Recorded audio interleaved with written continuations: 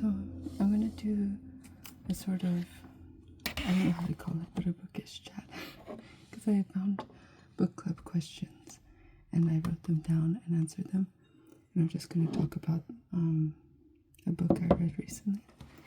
Here's my journal, my book journal, I guess.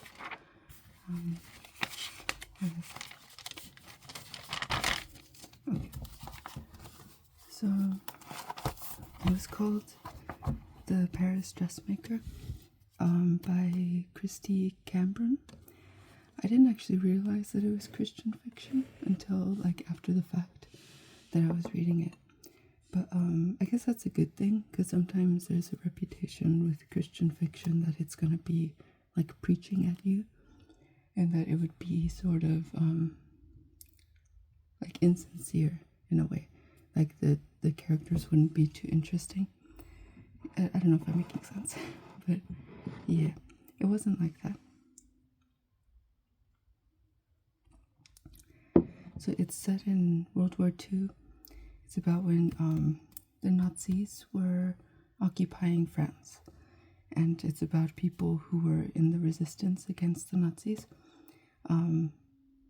But sometimes you think of it as like soldiers, but I guess what they're trying to say is that there's more than one way to be fighting a war. It's not just the soldiers, it's like everyday people. And so it goes back and forth in the timeline, which is confusing a little bit. I think it would be easier to follow for me if I was watching it, because like I understand things visually a little better, but sometimes it would just hop back and forth in the timeline, but also between two different characters. So it was a little confusing to follow at first, but somewhere in the middle it catches up, and so then it just continues as a normal timeline. So it's following Leela and Sandrine. Leela is, as the title of the book is called, it's The Paris Dressmaker. And so what she does is she's a tailor and she designs dresses, but she ends up working for like the girlfriends and wives of Nazi soldiers. And so she ends up in close quarters with them, and she's under less would I say like guard, like, you know, protecting people, like under surveillance. She's under less surveillance because they're thinking she's just a woman and she's just a tailor, so they don't follow her around as much. But she takes information from, oh, by the way, spoilers. When I do these videos, it's basically spoilers. But how can I spoil it? It's based on real people in World War II. So yeah, it's sort of historical fiction, like dramatizing and taking license with actual people. And what else is there? But she takes information from the Nazis that way and passes on information with other dresses. Like she puts these little pockets in the dresses, I think, and she puts notes in them, but she seams it in a way that they don't notice it. They wouldn't think that it's in there. I think that's how it is. I'm sorry, it's been a minute since I've read this book. And then Sandrine is she was working in a bookstore, but she was she studied art in school. So she studies art, and then she's coerced into working for the Nazis. She doesn't want to, and actually she works against them in this way, that they're finding art. You know how the Nazis stole art all the time, and when they take art, she documents which ones are like made by the people they approve of and the people they don't approve of. Essentially Jewish paintings, and then they send them away, but then they preserve these other ones. But she keeps record of where they sent the other paintings away and tries to keep them from getting burned. Different books, different authors, and paintings from Jewish creators and other creators as well who just don't align with the Nazi ideology. So she preserves those things. And her, and I think her name is Rose, can't remember, it's been a minute. So that's what they do. So there's someone who's the dressmaker, and then there's an art curator, and so it's following those two women's lives. So it's kind of a spy story. I spent 5 minutes talking about that story. Okay, so there's question. How many questions did I find? 13. So I found 13 questions. And the first one is, what were your initial impressions of the book? So I just thought it was going to be simply historical fiction and like a World War II spy story. But as it turns out, it was just a little bit of a Christian fiction, but not too much, not in an obvious sort of way. So if that kind of thing triggers you, I just want you to know it's not about that. It's not about like preaching at you or anything like that. Although the two characters, they have faith, they have their religion, I guess, but it's like something kind of stood out to. I think I've read about it later on. I'll get into that later. But I thought Leela was really difficult in the beginning. It was giving like young adult fiction vibes, which I don't like, I'll be honest, because it could be really frustrating seeing all this like mindless angst and like projection from different characters. I've read young adult fiction before, and I'm not a fan. And so when you follow Leela's side of the story, it feels like a young adult fiction. And I just didn't enjoy reading that, but that's just not my style. So it was difficult to read that in the beginning. She was frankly a little bit annoying. But yeah. Question 2, who is your favorite character and why? I put Sandrine, because her quiet resolve and kindness, the way she can empathize with others even when they refuse to empathize with her. Her story was incredibly heartbreaking, actually. I mean, she lives. I mean, spoiler, but she lives. But still, she was really suffering a lot, and that's in the story. So it was hard reading those parts. But yeah, I liked her. It makes me sad, actually, the way. I'm afraid I'm going to spend too much time talking about it. I'm already 7 minutes in. But you know how sometimes people assume the worst about a woman because she's pretty, And that's basically what happened to her. People were projecting all these horrible ideas about her, and they don't know her. And even people living with her let gossip get to them, even though you live with Sandrine. You know her personally. You know what she's like, you know what she believes, but you let gossip get to you, and people think the worst of her just because she's pretty. That happens to people a lot, thinking the worst of your character and your intentions just because of your appearance. And that happens to a lot of women, and it's really frustrating. I like this story because it's about strong women. There's so many women in this book, but they're also not emulating like traditionally masculine characters. And I don't even want to say masculine, like toxic masculine perspectives. That to be strong, you have to be cold, or to be strong, you have to be selfish, or you have to be like power oriented, which is not true. But that's the ideas of toxic masculinity, and sometimes they project that onto strong women. But that didn't happen. They're all very kind and very loving and passionate and gentle, and they're working in like soft fields in a way, like, you're just creating things. You're creating things, and you're embracing art and beauty, and that's their job, that's their life. And they're not. I mean, one of them, like Leela, starts fighting physically, and that was really cool to see. But but what I'm saying is, you could be strong and soft at the same time. That you could be even conventionally feminine and still be a strong character. And it's nice to see that, because sometimes they feel like you can't have vulnerabilities or weaknesses or emotional. You can't be emotional, or else you're not strong anymore. Both can exist at the same time. I'm getting distracted. Okay, who is your least favorite character and why? Amelie. Amelie is Lily's friend. She ends up siding with the Nazis basically and betrays her best friend.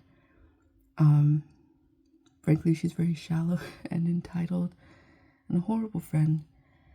Oh, and she represents the worst of people in an oppressed environment where you kind of sell out and betray the people around you because you get so self-preserving. I need to take care of myself, and you become cold and heartless to the suffering of those around you because you're so occupied in what I want and what I feel and what I need, and then everyone else's needs don't matter. She was a really horrible person. And frankly, I've known people like that who you find out what they're truly made of in serious situations, and you see what they really think of who you are and where you're from, where your family's from, your ancestry, your people, your culture, all those things. You see what they're really made of, and it's really heartbreaking. That was really hard to read as well. Did you have a favorite line or quote, and why? I don't remember the exact quote, but I'll just read what I wrote. The part when Sandrine talks about how in the middle of horrifying, painful circumstances, she knows God had not abandoned them because of the love and kindness and generosity she saw in her son. And as long as love and compassion exists, God is still with us, and He's not abandoned us. Enough said. What themes are most emphasized throughout the novel? The small acts of bravery from average people, forgiveness, choosing to love and appreciate beauty is vital in survival. If you could ask the author one question, what would it be? What small acts of courage do you think more people should invest in our current world and society? If you could meet one of the characters, who would it be? Violet. I'd like to know her backstory and who she was really working for. She was a mysterious character. They don't go too much into it. At one point, you think she's in the resistance against the Nazis, but it turns out she was kind of a double agent. So working for the Nazis, but also working for the resistance. So like, which came first? You know what I mean? And what was her real beliefs? And was she doing that just to survive? Or like, what was going on with her? You don't really hear too much about her. I don't know if she was made up. I think she might have been made up for the story. Did the book's plot and ending meet your expectations? Well, it was better than I thought it would be, actually. At first I wasn't so sure because Leela's character was very young and immature. It was hard to read in the beginning, but in the end it was actually a lot better than I thought it would be. Could the novel be improved? What are your suggestions? I don't know if I could really. This is an improvement. I just put like, I wish Sandrine didn't suffer so much, but honestly that was a depiction of what really happened back then. So it's not really the author's writing. I do wish Leela apologized for how badly she treated Renee when he left to protect his family. She never really addressed any of that. How she projected onto him so badly because he's Jewish. His character is Jewish, and he was going to leave France and find a place for his family to hide. And she's like, she really trivialized that experience and just projected all over him. Like, oh, you're just lying. You just don't want to marry me because I'm poor and all this stuff. It's like, no, people are dying, Leela. Like, get over yourself. Yeah, she was annoying in the beginning. I wish she would have apologized for how she treated him, but she doesn't. Anyways, the places mentioned in the novel would you like to visit? Well, it's in Paris, so the whole story is in Paris. I suppose that would be an interesting place to go. Explain the author's purpose in writing this book. To highlight lives and experiences of real women in World War II and honoring their bravery. How does this book's title tie into the manuscript? Well, Leela's a dressmaker in Paris, so hence the Paris Dressmaker. 1 out of 10. I'd say it's a 10. I mean, I think I'd like to get this book because I borrowed it from the library. So I think I would like to have my own copy. And I wish they would make it a movie. I made a fan cast, which is on my other page. I made a fan cast for it, and I posted it a while back in a community post. And now I need it to be a movie. Oh my god, someone make it a movie. Yeah, so Leela is Catherine McNamara. I'm sorry if I pronounced people's names wrong. Sandrine, Rita Ora, Renee, Anthony Boyle. I think that's what I wrote. Yeah, that's a no. Anthony Boyle. Christian would be Ben Barnes. Amelie would be Georgie Henley. That Nazi troll that kept trying to get Sandrine to marry him. Yeah, James McAvoy, because he's good at doing crazy.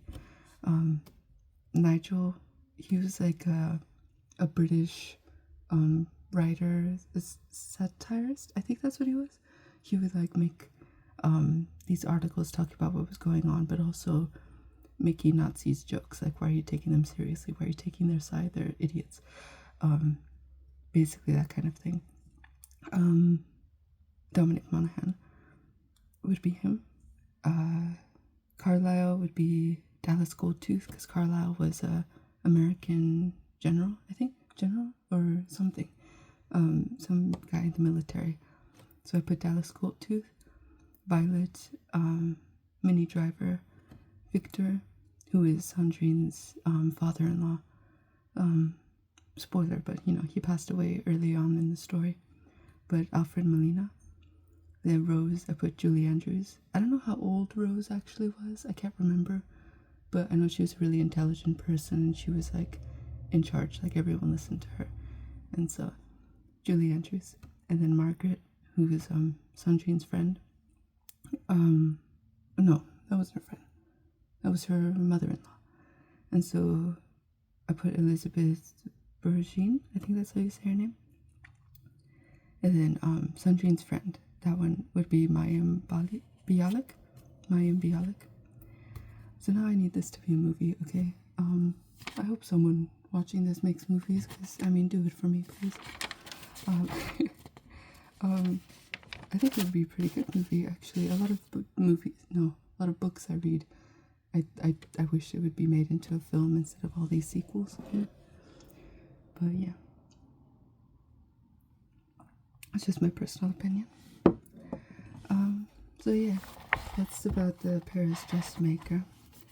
I think I'll put a link to different sites if you want to get it. Or you could just get it at your library the way I did. I borrow it from your library. But yeah, I thought it was pretty good. I'm not mad at it, you know. Yeah. So that's the Paris Dressmaker. Thank you for watching. Hope it helped you fall asleep a little bit.